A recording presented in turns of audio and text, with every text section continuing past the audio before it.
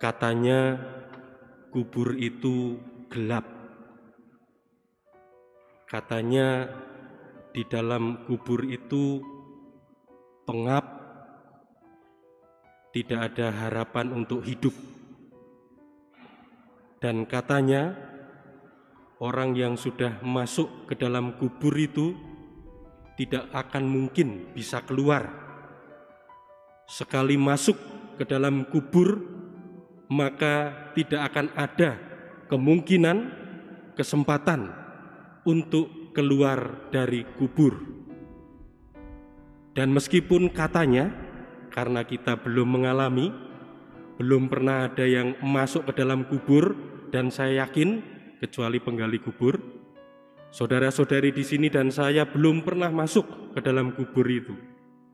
Tetapi meskipun katanya, sekali lagi, tentu itu adalah sebuah kebenaran bahwa kubur itu gelap, kubur itu pengap, dan orang yang masuk, sekali masuk, tidak mungkin bisa keluar.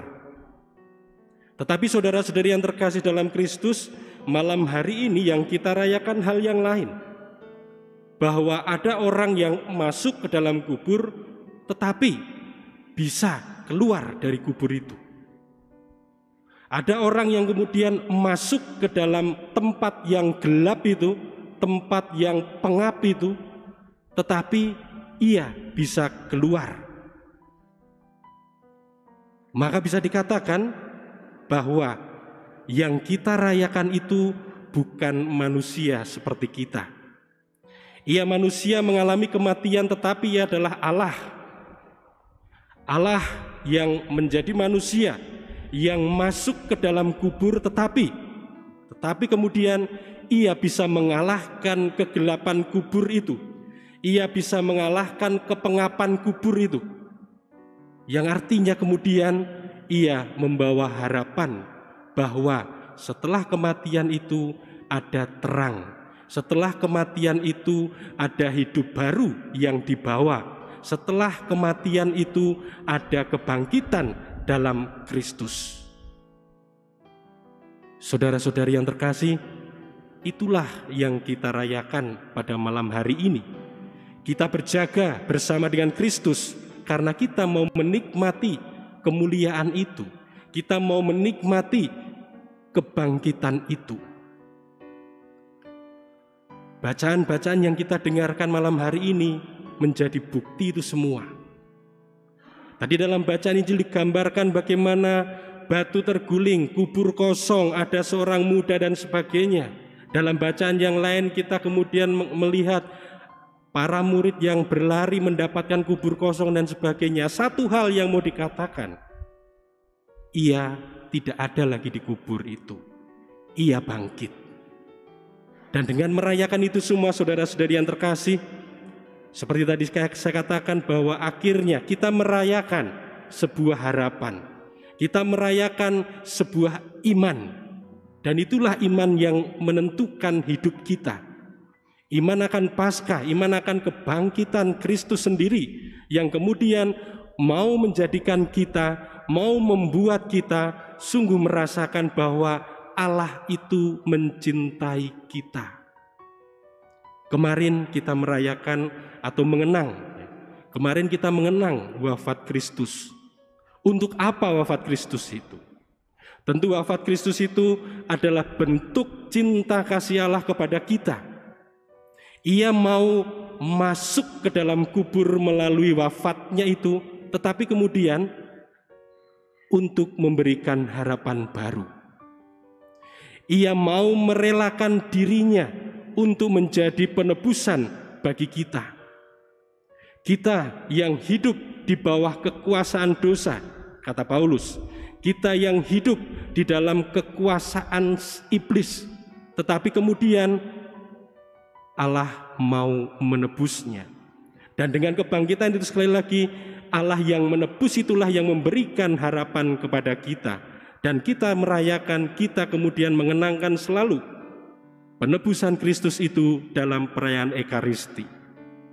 Saudara-saudari yang terkasih dalam Kristus, kalau kemudian kita merayakan iman kita, kita merayakan harapan kita sungguh mau mengalami sebagai orang yang dicintai, lalu apa artinya bagi kita?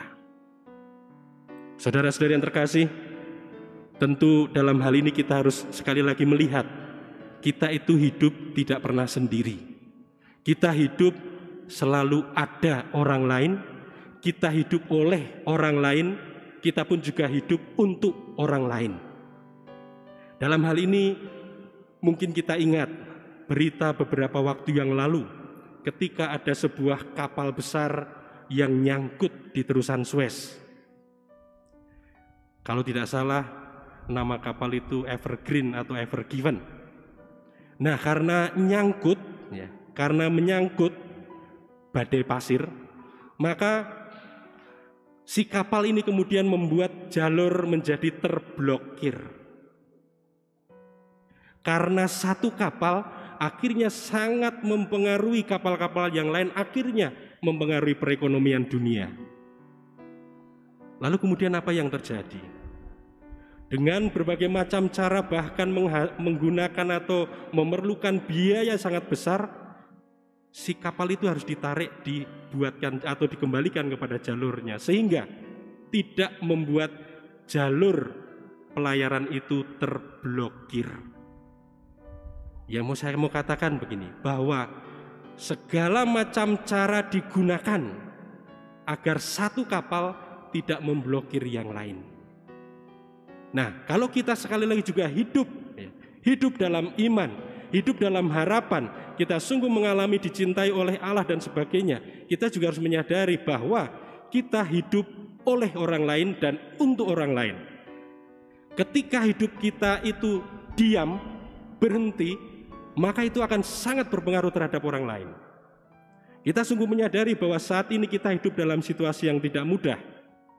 Situasi pandemi, situasi ketakutan, situasi kecemasan, dan lain-lainnya. Tetapi apakah itu harus membuat kita berhenti? Ketika kita menjadi berhenti, artinya kita pun mengganggu alur atau arus hidup orang-orang di sekitar kita. Ketika kita berhenti, kita juga memblokir kehidupan orang lain. Maka kita yang merayakan iman, harapan, dan sebagai anak-anak yang dikasih oleh Allah ini, kita harus berusaha sebagaimana mungkin. Kita harus berusaha seoptimal mungkin untuk membuat diri kita tidak memblokir arus hidup kita sendiri, tidak memblokir arus hidup orang-orang lain di sekitar kita. Dengan kata lain, kita harus menumbuhkan dalam harapan itu, kita harus menumbuhkan optimisme, kita harus menumbuhkan keberanian, kita harus menumbuhkan segala macam cara, segala macam upaya untuk terus membuat hidup kita itu berkembang, hidup kita itu maju. Dengan demikian semoga perayaan Paskah ini, perayaan harapan ini, perayaan bahwa kita adalah anak yang dikasihi oleh Allah ini, sungguh membawa kekuatan bagi kita. Ia yang telah mengalahkan maut, ia yang telah mengalahkan kegelapan, semoga ia juga mengalahkan ketakutan, kecemasan, kerisauan di dalam diri kita, sehingga kita mau berusaha terus maju. Terus membuat diri kita maju, artinya juga kita akan membuat orang-orang di sekitar kita maju.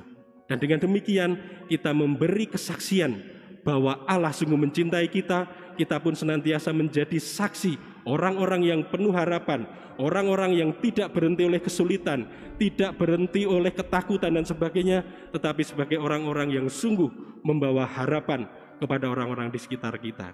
Dengan demikian semoga sekali lagi langkah hidup kita, perjalanan hidup kita ini sungguh menjadi perjalanan iman kita untuk membawa diri kita dan orang-orang di sekitar kita kepada Allah sendiri. Tuhan memberkati kita.